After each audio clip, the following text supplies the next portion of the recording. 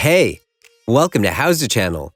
In today's tutorial, you will learn how to add a page border to Google Documents. There is no page border tool in Google Docs. However, there are a couple of workarounds that allow you to do it. If you want to create a simple color page border, the trick is to use the table options. Open Google Documents. Click on File at the top left corner of the window. Choose Page Setup from the list. A new window will open. Set all margins to 0.25 and click OK.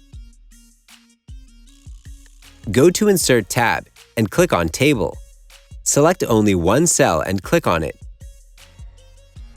Pull the cell border all the way down to create a border around the page. Let's format the border.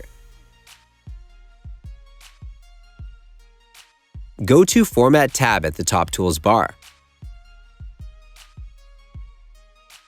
Choose Table from the list and click on Table Properties. A new window will open.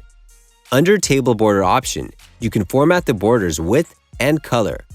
Click OK to apply the changes. That's it. Thanks for watching the video.